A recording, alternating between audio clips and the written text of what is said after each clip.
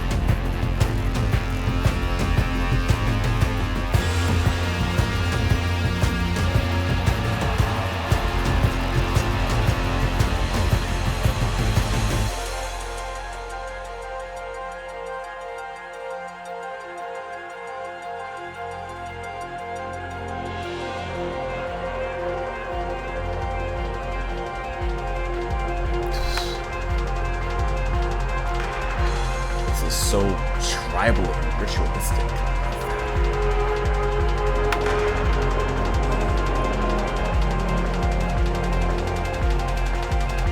I love that little electronic element there.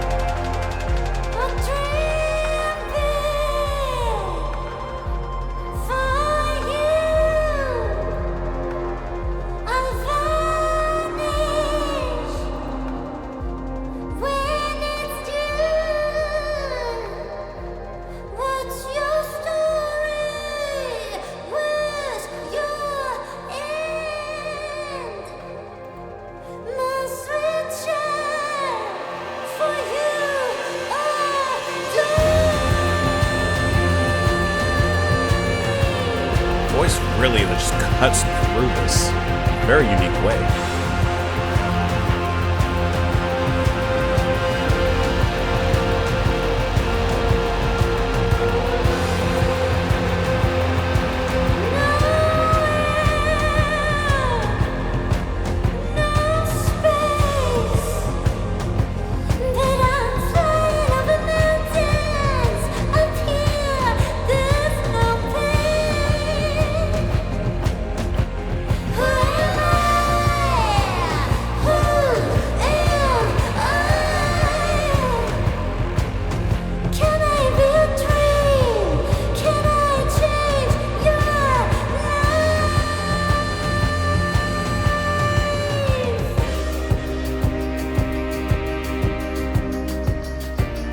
Some really cool passages in this track.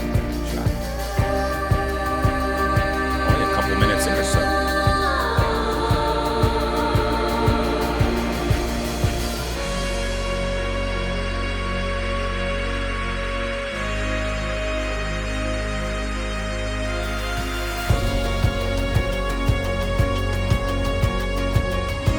I like how this sounds very invigorating and positive.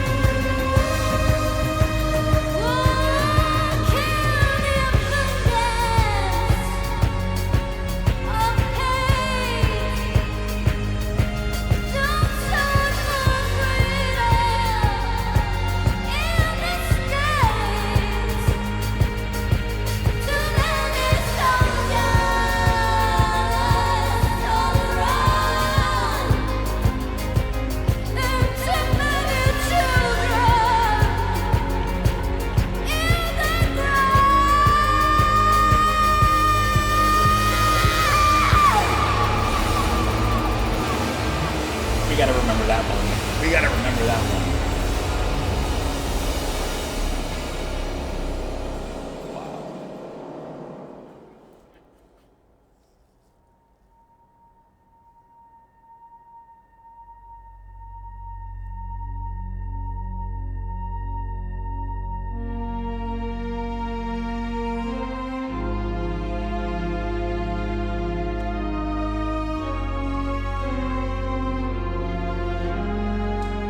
What a powerful moment that was. Seek the custom from the past.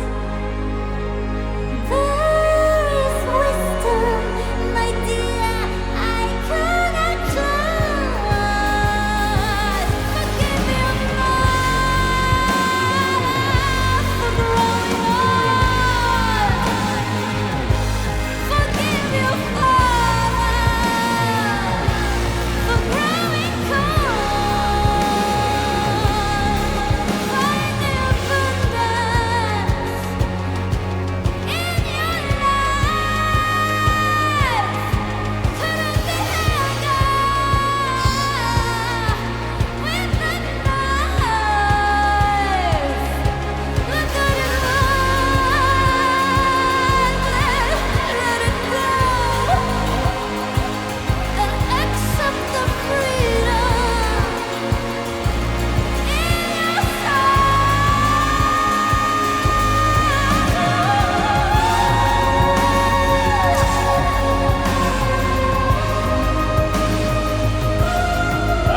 That is intense.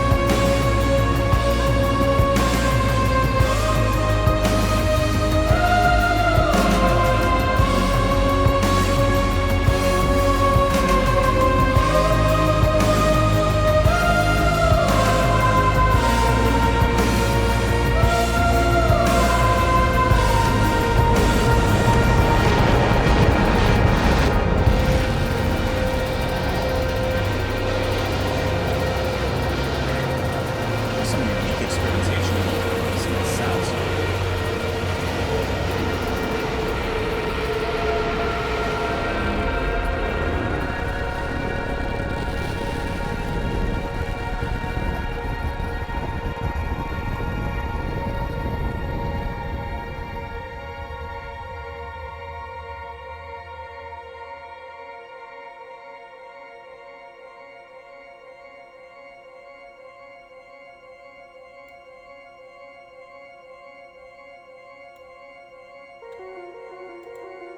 Sequencer.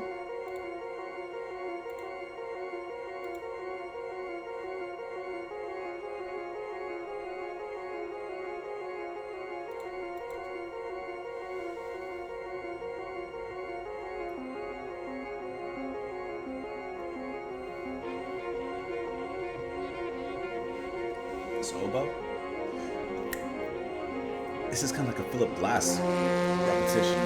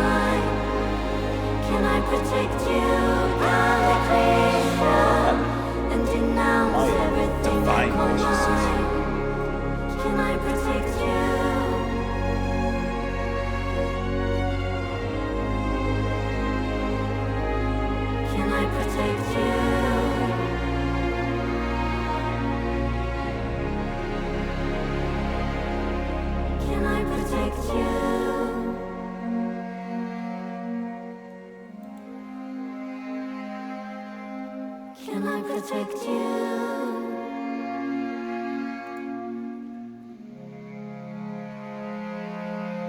Can I protect you? That may be the best song I've heard from her. That was an incredible, powerful, moving piece of art. Beyond music, I genuinely think that this was just a deeply personal, wonderfully spiritual in a way kind of track. We'll dive into the lyrics, but I think that there's a nice depth and once again a personal touch to this. Something that like I feel like we shouldn't even be listening to, in the sense of it feels so personal to Anna, but maybe we shouldn't be listening to it. But of course, she puts it out there for us to enjoy and listen. What a unique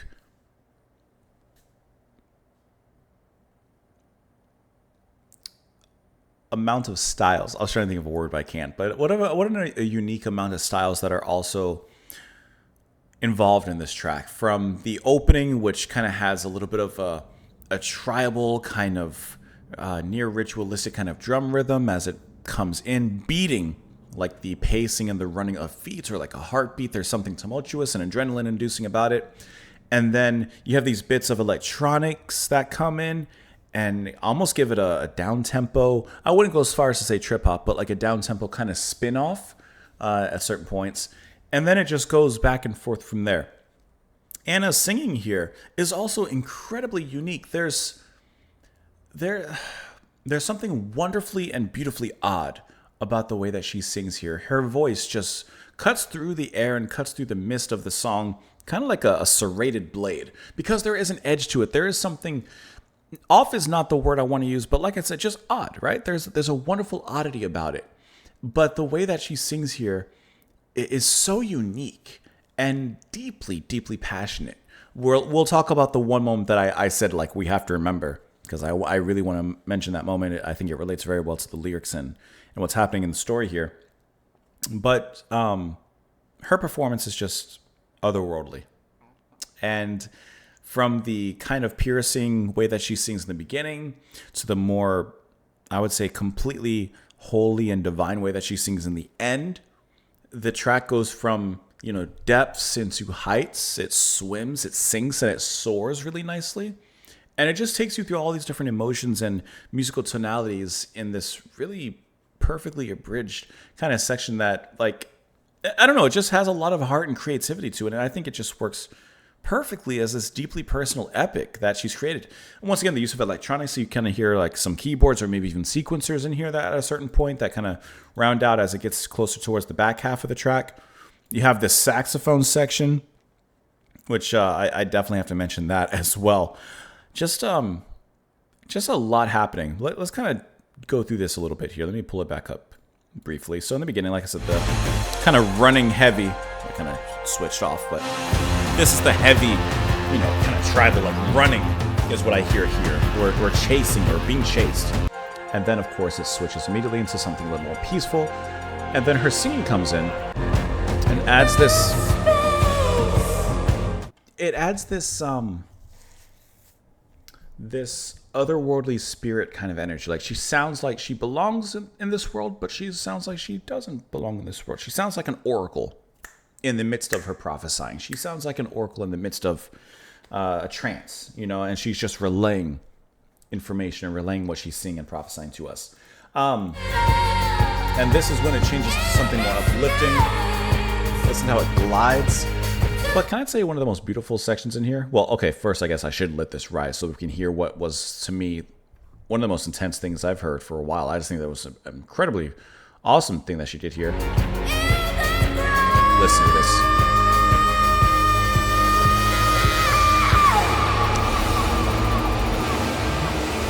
The way that she turns and changes that note, that wonderfully, powerfully held note, into something biting and dark and shrieks it at that last second, which destroys the scene. It destroys that uplifting nature and literally crashes down the music until it rebuilds itself from those ashes.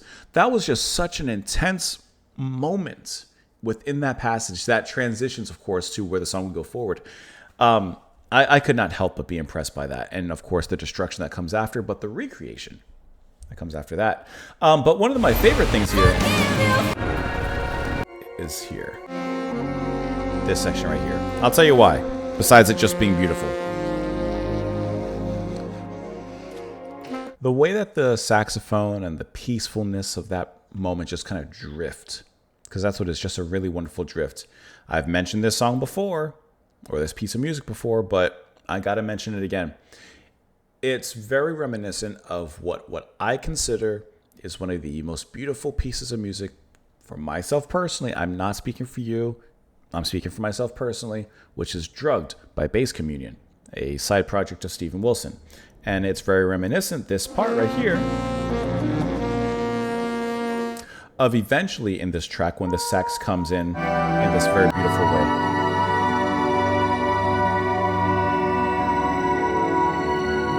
It's just a really wonderful track, and you should definitely listen to that if you have any sort of interest. But yeah, that was just a surreal kind of moment to provide us with a lull before she really beautifully and cathartic way brings us back to this. Oh, wrong. Still playing Drugged. Brings us back to the end here, and her voice is even much different now.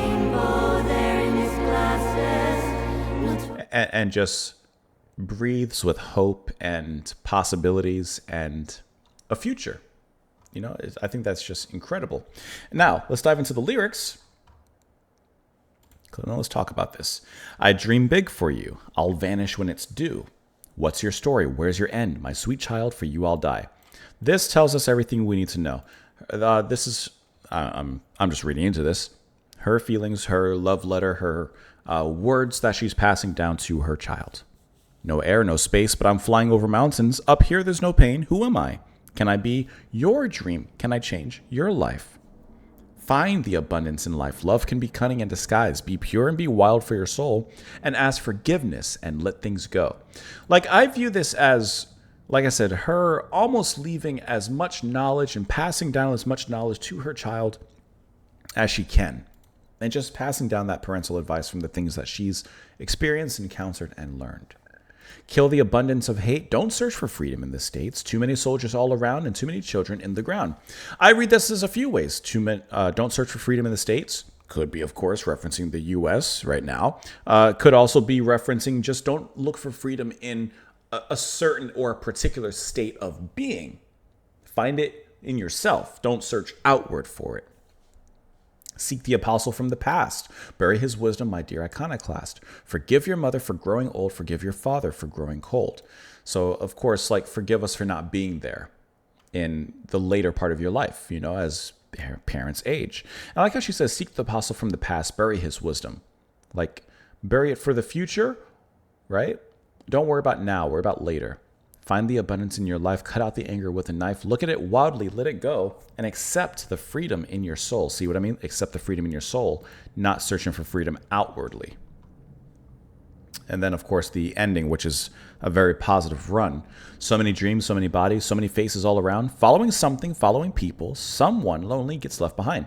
And remember, Iconoclast is someone that doesn't follow. An Iconoclast is someone who goes against the traditions and, in a sense, searches for their own path. So, of course, this reveals all that. Making up stories, effing with evil. I'll F up everything in my life. Give me some headspace. Give me a mirror. I need to lean into myself for a while. Lean upon yourself. Pouring up red wine into a small glass. Taking a break. Seeking out answers in all the wrong places. Expensive to be alive. We saw a dead man. Faceless, no name tag. Grass bending down all around. But we found a rainbow there in his glasses. Notorious for its design. And then she asked herself, can I protect you, godly creation, and denounce everything I call mine? Can I self-sacrifice? Can I protect you? And that's what this whole song, once again, kind of comes down to. I read this as a absolutely beautiful song and a musical heirloom, I guess you could say, from Anna to her daughter. I don't know if she has children or not, but this is at least the story and the idea that I get from it. And I think it's incredibly powerful. Not only what she's writing, but how she's writing it and the music that's, of course, along for the course in this particular ride. That is a really brilliant piece of music. Let me know what you guys thought of it, of course, in the comments below. As always, I appreciate you watching, and I thank you so much for being here and the support. Yerky Floor, thank you so much as well for the support and the recommendation. Really appreciate that. And I hope that you guys have a wonderful rest of your day. I will see you all later. Bye-bye.